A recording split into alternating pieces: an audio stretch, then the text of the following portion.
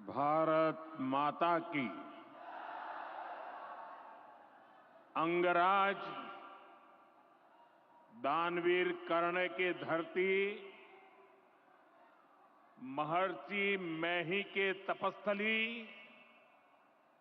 भगवान वासुपूज्य के पंच कल्याणक भूमि, विश्व प्रसिद्ध विक्रमशिला महाविहार, बाबा बूढ़ानाथ के पवित्र भूमि पे सब भाई बहन सैनिक के प्रणाम करे छिए।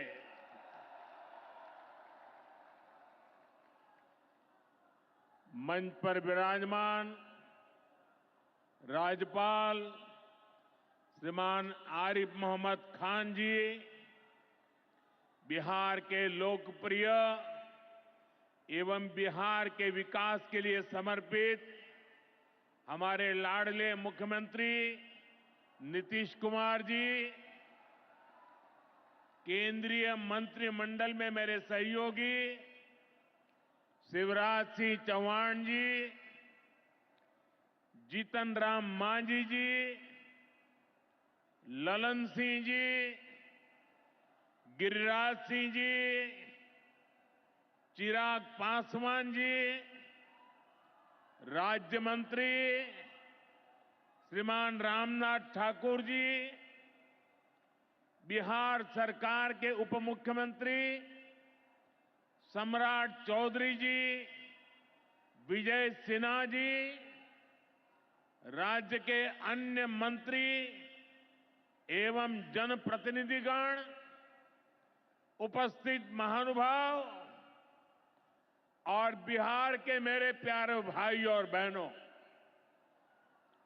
आज हमारे साथ देश के कोने कोने में कई मुख्यमंत्री, कई मंत्री और करोड़ों करोड़ों किसान भी आज इस कार्यक्रम में हमारे साथ जुड़े हुए हैं। मैं उन सबको भी आदरपूर्वक नमन करता हूं। साथियों, महाकुंभ के समय में मंदरांचल की इस धरती पर आना अपने आप में बड़ा सौभाग्य है। इस धरती में आस्था भी है, विरासत भी है और विकसित भारत का सामर्थ्य भी है। ये शहीद तिलका मांझी की धरती है, ये सिल्क सिटी भी है। बाबा अजगैबीनाथ की इस पावन धरा में इस समय महाशिवरात्रि की भी खूब तैयारियां चल रही हैं। ऐसे पवित्र समय में मुझे पीएम किसान निधि की एक और किस्त देश के करोड़ों किसानों को भेजने का सौभाग्य मिला है। करीब 22,000 करोड़ रुपए एक क्लिक पर देश भर के किसानों के खाते में पहुंचे हैं।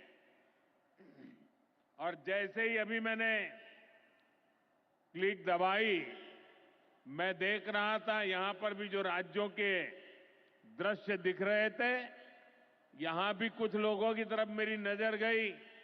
वो फटाफट अपने मोबाइल देख रहे थे कि पैसा आया कि नहीं आया, और तुरंत उनकी आंखों में चमक दिखाई देती थी।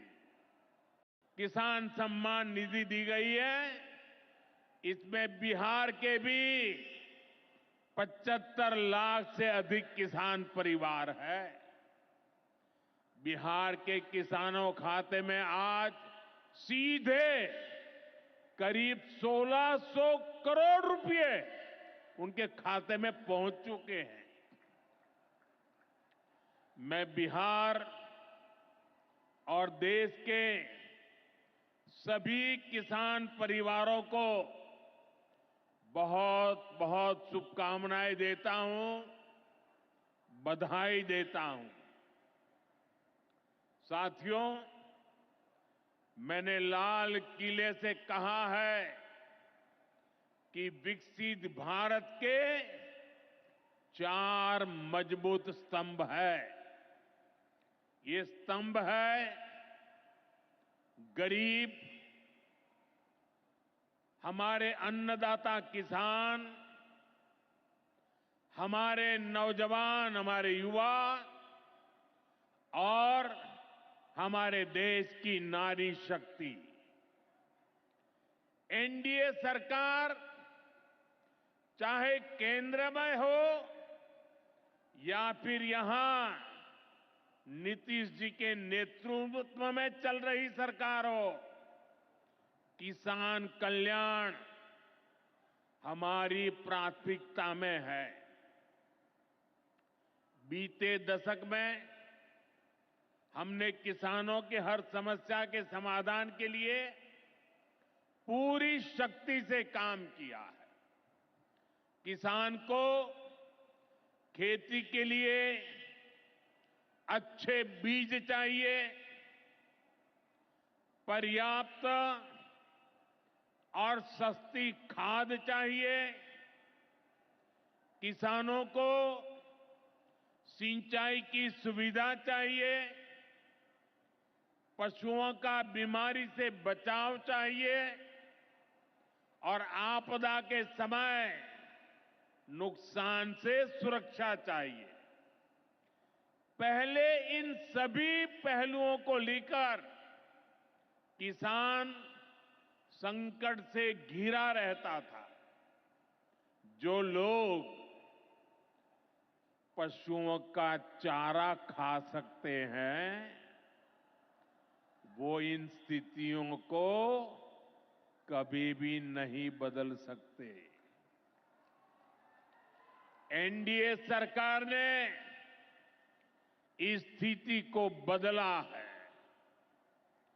बीते वर्षों में हमने सैकड़ों आधुनिक किस्म के बीज किसानों को दिए। पहले यूरिया के लिए किसान लाठी खाता था और यूरिया की कालाबाजारी होती थी। आज देखिए, किसानों को पर्याप्त खाद मिलती है। हमने तो कोरोना के महासंकट में भी किसानों को खाद की कमी नहीं होने दी। आप कल्पना कर सकते हैं कि अगर एनडीए सरकार न होती, क्या होता? साथियों, अगर एनडीए सरकार न होती तो आज भी हमारे किसान भाई बहनों को खाद के लिए लाठियां खानी पड़ती। आज भी बरौनी खाद कारखाना बंद पड़ा होता। दुनिया के अनेक देशों में खाद की बोरी जो 3,000 रुपये की मिल रही है, वो आज हम किसानों को 300 रुपये से भी कम में देते हैं। एनडीए सरकार न होती तो यूरिया की एक बोरी भी आपको 3,000 रुपये की मिलती। हमारी सरकार किसानों के बारे में सोचती है, उनकी भलाई के लिए काम करती है। इसलिए यूरिया और डीएपी का जो पैसा किसानों को खर्च करना था,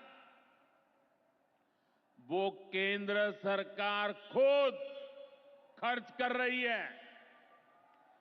बीते 10 साल में करीब 12 लाख करोड़ रुपए जो खाद खरीदने के लिए आपके जेब से जाने थे, वो बच गए। वो केंद्र सरकार ने बजट में से दिए हैं। यानी इतना सारा पैसा, 12 लाख करोड़ रुपया देश के करोड़ों किसानों की जेब में बचा है। साथियों, एनडीए सरकार न होती तो आपको पीएम किसान सम्मान निधि ये भी नहीं मिलती। इस योजना को शुरू हुए अभी करीब 6 साल हुए हैं।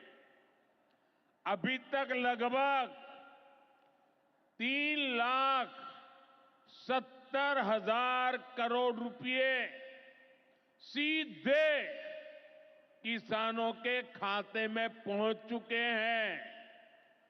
बीच में कोई बिचौलिया नहीं, कोई कटकी कंपनी नहीं। 1 रुपया दिल्ली से निकले, 100 पैसा सीधा पहुंचता है।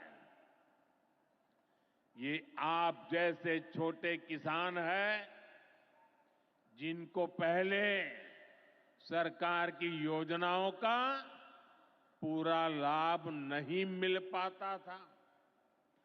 छोटे किसानों का हक भी बिचौलिए हड़प कर लेते थे। लेकिन ये मोदी है, ये नीतीश जी है, जो किसानों के हक का किसी को नहीं खाने देंगे। जब ये कांग्रेस वाले, जंगल राज वाले सरकार में थे, तो इन लोगों ने खेती का कुल जितना बजट रखा था, उससे कई गुना ज्यादा पैसा तो हम सीधे आप किसानों के बैंक खातों में भेज चुके हैं। ये काम कोई भ्रष्टाचारी नहीं कर सकता है।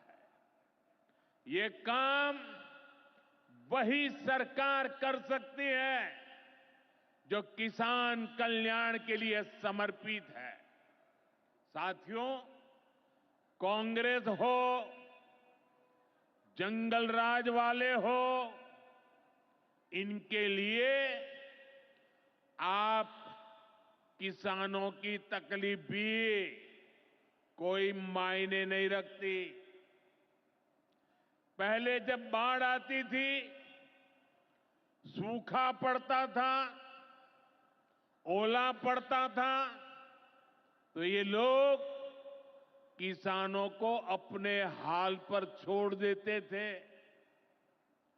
2014 में जब आपने एनडीए को आशीर्वाद दिया, तो मैंने कहा ऐसे नहीं चलेगा। एनडीए सरकार ने पीएम फसल बीमा योजना बनाई। इस योजना के तहत 2.25 लाख करोड़ रुपए का क्लेम किसानों को आपदा के समय मिल चुका है। साथियों, जो भूमिहीन है, जो छोटे किसान है, उनकी आय को बढ़ाने में एनडीए सरकार पशुपालन को बढ़ावा दे रही है। पशुपालन गांव में हमारी बहनों को लखपति दीदी बना।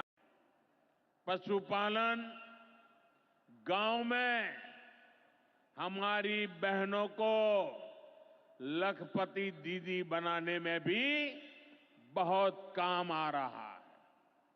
देश में अभी तक करीब 1.25 करोड़ लखपति दीदी बन चुकी है। इनमें बिहार की भी हजारों जीविका दीदियां शामिल है।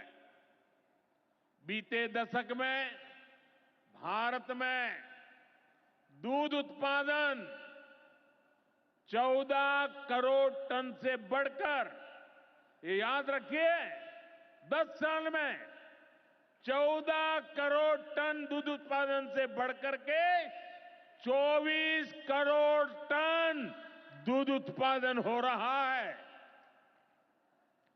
यानी भारत ने दुनिया के नंबर 1 दूध उत्पादक के रूप में अपनी भूमिका को और सशक्त किया है। इसमें बिहार की भी बहुत बड़ी भागीदारी है। आज बिहार में सहकारी दूध संघ प्रतिदिन 30 लाख लीटर दूध खरीदता है। इसके कारण हर साल 3,000 करोड़ रुपए से अधिक बिहार के पशुपालकों, हमारी माताओं बहनों के खाते में पहुंच रहे हैं। साथियों, मुझे खुशी है कि डेयरी सेक्टर को बढ़ावा देने के हमारे प्रयासों को राजीव रंजन जी, हमारे ललन सिंह जी बहुत ही कुशलता के साथ आगे बढ़ा रहे हैं। इनके प्रयासों से यहां बिहार में 2 परियोजनाएं तेजी से पूरी हो रही है। मोतीहारी का सेंटर ऑफ एक्सीलेंस बेहतरीन देसी नस्ल की गायों के विकास में मदद करेगा। दूसरा बरौनी का मिल्क प्लांट है। इस क्षेत्र के 3 लाख किसानों को फायदा होगा, नौजवानों को रोजगार मिलेगा। साथियों, हमारे जो नाविक साथी हैं, जो मछुआरे साथी हैं, इनको पहले की सरकारों ने कोई फायदा नहीं दिया। हमने पहली बार मछली पालकों को किसान क्रेडिट कार्ड की सुविधा दी है। ऐसे ही प्रयासों से आज मछली उत्पादन में बिहार शानदार प्रदर्शन कर रहा है।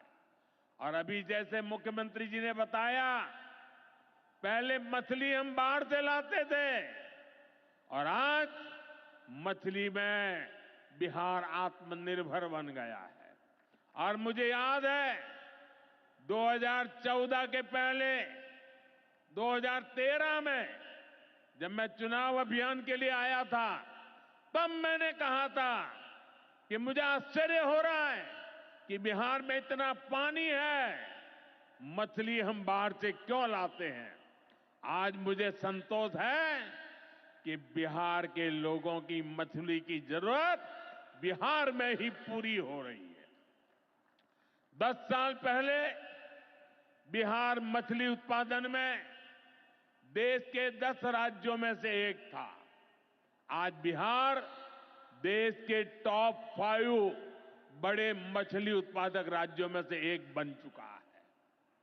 फिशरीज सेक्टर पर हमारे फोकस का बहुत बड़ा फायदा हमारे छोटे किसानों को हुआ है, मछुआरे साथियों को हुआ है। भागलपुर की पहचान तो गंगा जी में रहने वाली डॉल्फिन से भी होती रही है। ये नमामि गंगे अभियान की भी बहुत बड़ी सफलता है। साथियों, बीते वर्षों में सरकार के प्रयासों से भारत का कृषि निर्यात बहुत अधिक बढ़ा है। इससे किसानों को उनकी उपज की ज्यादा कीमत मिलने लगी है। कई कृषि उत्पाद ऐसे हैं जिनका पहली बार निर्यात शुरू हुआ है, एक्सपोर्ट हो रहा है। अब बारी बिहार के मखाना की है। मखाना आज देश के शहरों में सुबह के नाश्ते का प्रमुख अंग हो चुका है। मैं भी 365 दिन में से 300 दिन तो ऐसे होंगे कि मैं मखाना जरूर खाता हूं। ये एक सुपर फूड है जिसे अब दुनिया के बाजारों तक पहुंचाना है। इसलिए इस वर्ष के बजट में मखाना किसानों के लिए मखाना बोर्ड बनाने का ऐलान किया गया है। ये मखाना बोर्ड मखाना उत्पादन, प्रोसेसिंग, वैल्यू एडिशन और मार्केटिंग ऐसे हर पहलू में बिहार के मेरे किसानों की मदद करेगा। साथियों, बजट में बिहार के किसानों और नौजवानों के लिए एक और बड़ी घोषणा भी की गई है। पूर्वी भारत में फूड प्रोसेसिंग इंडस्ट्री को बढ़ावा देने के लिए बिहार एक बड़े केंद्र के रूप में उभरने वाला है। बिहार में national institute of food technology and entrepreneurship की स्थापना की जाएगी। यहां बिहार में कृषि के क्षेत्र में 3 नए सेंटर ऑफ एक्सेलेंस की भी स्थापित किए जाएंगे। इनमें से एक हमारे भागलपुर में ही स्थापित होगा। यह सेंटर आम की जर्दालू किस्म पर फोकस करेगा। 2 और केंद्र मुंगेर और बक्सर में बनाए जाएंगे, जो टमाटर, प्याज और आलू किसानों को मदद देंगे। यानी किसान हित के निर्णय लेने में हम कोई कसर बाकी नहीं छोड़ रहे। साथियों, आज भारत कपड़े का भी बहुत बड़ा निर्यातक बन रहा है। देश में कपड़ा उद्योग को बल देने के लिए अनेक कदम उठाए जा रहे हैं। भागलपुर में तो कहा जाता है कि यहां पेड़ भी सोना उगलते हैं। भागलपुरी सिल्क, टसर सिल्क पूरे हिंदुस्तान में मशहूर है। दुनिया के दूसरे देशों में भी टसर सिल्क की डिमांड लगातार बढ़ रही है। केंद्र सरकार रेशम उद्योग को बढ़ावा देने के लिए फैब्रिक और yarn dyeing unit, fabric printing unit, fabric processing unit ऐसे इंफ्रास्ट्रक्चर निर्माण पर बहुत जोर दे रही है। इससे भागलपुर के बुनकर साथियों को आधुनिक सुविधाएं मिलेगी और उनके उत्पाद दुनिया के कोने कोने में पहुंच पाएंगे। साथियों, बिहार की एक और बहुत बड़ी समस्या का समाधान एनडीए सरकार कर रही है। नदियों पर पर्याप्त पुल न होने के कारण बिहार को अनेक समस्याएं होती है। आपको आने जाने में दिक्कत ना हो, इसके लिए हम तेजी से काम कर रहे हैं। अनेकों पुल बनवा रहे हैं। यहां गंगा जी पर 4 लेन के पुल के निर्माण का भी तेजी से काम चल रहा है।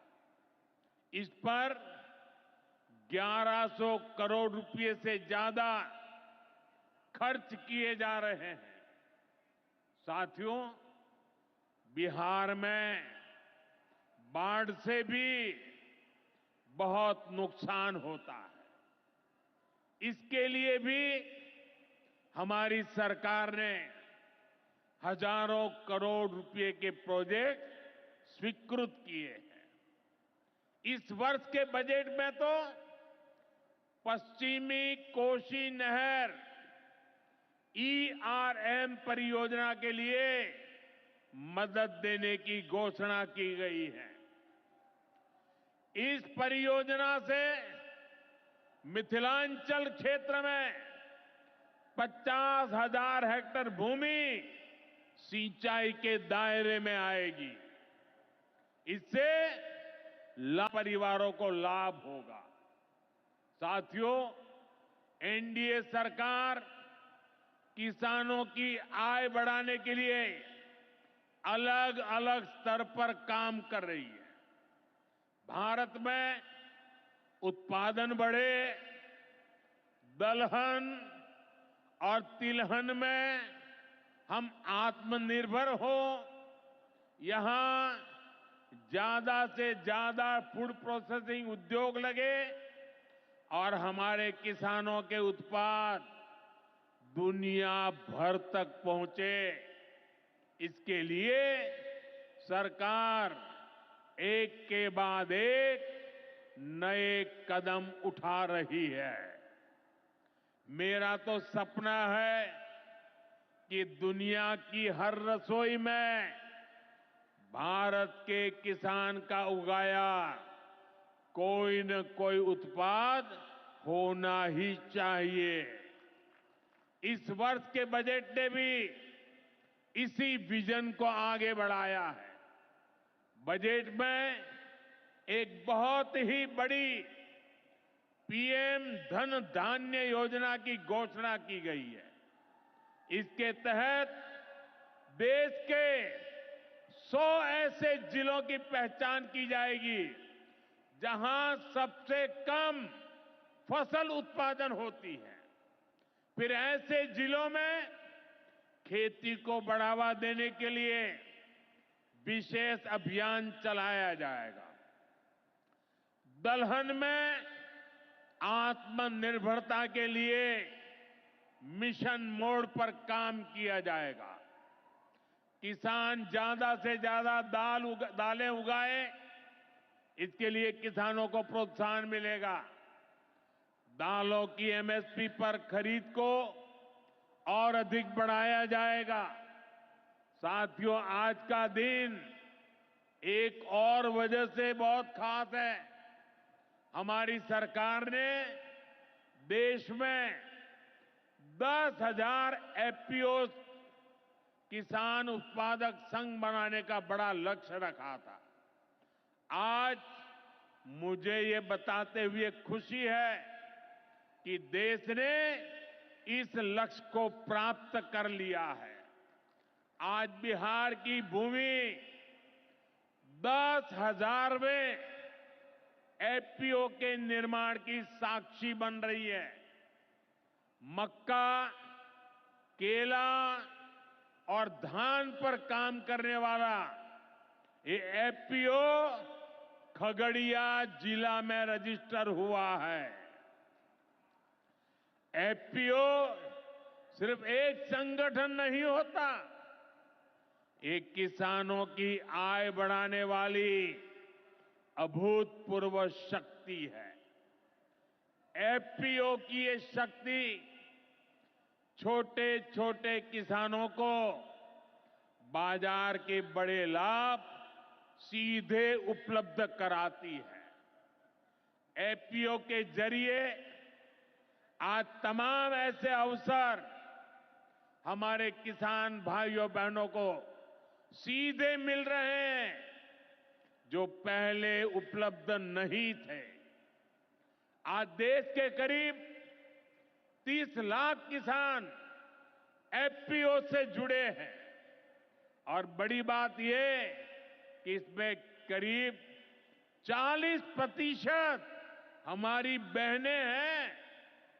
ये एफपीओ आज कृषि क्षेत्र में हजारों करोड़ रुपए का कारोबार करने लगे हैं।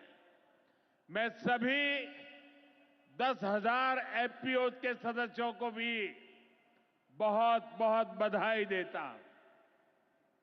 साथियों, एनडीए सरकार बिहार के औद्योगिक विकास पर भी उतना ही बल दे रही है। बिहार सरकार भागलपुर में जो बहुत बड़ा बिजली कारखाना लगा रही है, उसको कोयले की भरपूर आपूर्ति की जाएगी। इसके लिए केंद्र सरकार ने कोल लिंकेज को स्वीकृति दे दी है। मुझे पूरा भरोसा है कि यहां पैदा होने वाली बिजली बिहार के विकास को नई ऊर्जा देगी। इससे बिहार के नौजवानों को रोजगार के नए अवसर मिलेंगे। साथियों, पूर्वोदय से ही विकसित भारत का उदय होगा और हमारा बिहार पूर्वी भारत का सबसे अहम स्तंभ है। बिहार भारत की सांस्कृतिक विरासत का प्रतीक है। कांग्रेस आरजेडी के लंबे कुशासन ने बिहार को बर्बाद किया, बिहार को बदनाम किया। लेकिन अब विकसित भारत में बिहार का वही स्थान होगा जो प्राचीन समृद्ध भारत में पाटलिपुत्र का था। इसके लिए हम सभी मिलकर निरंतर प्रयास कर रहे हैं। बिहार में आधुनिक कनेक्टिविटी के लिए, सड़कों के नेटवर्क के लिए, जन कल्याण की योजनाओं के लिए एनडीए सरकार प्रतिबद्ध होकर काम कर रही है। मुंगेर से भागलपुर होते हुए मिर्जा चौकी तक करीब 5,000 करोड़ रुपए की लागत से नया हाईवे भी बनाने का काम शुरू हो रहा है। भागलपुर से औंसडीहा तक 4 लेन सड़क को चौड़ा करने का काम भी शुरू होने जा रहा है। भारत सरकार ने विक्रमशिला से कटारिया तक नई रेल लाइन और रेल पुल को भी स्वीकृति दे दी है। साथियों, हमारा ये भागलपुर सांस्कृतिक और ऐतिहासिक रूप से बहुत महत्वपूर्ण रहा है। विक्रमशिला विश्वविद्यालय के कालखंड में ये वैश्विक ज्ञान का केंद्र हुआ करता था। हम नालंदा विश्वविद्यालय के प्राचीन गौरव को आधुनिक भारत से जोड़ने का काम शुरू कर चुके हैं। नालंदा विश्वविद्यालय के बाद अब विक्रमशिला में भी सेंट्रल यूनिवर्सिटी बनाई जा रही है।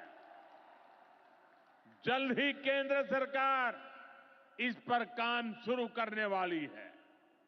मैं नीतीश जी, विजय जी, सम्राट जी सहित बिहार सरकार की पूरी टीम को बधाई देता हूं। आप इस प्रोजेक्ट से जुड़ी जरूरतों को पूरा करने में तेजी से जुटे हैं।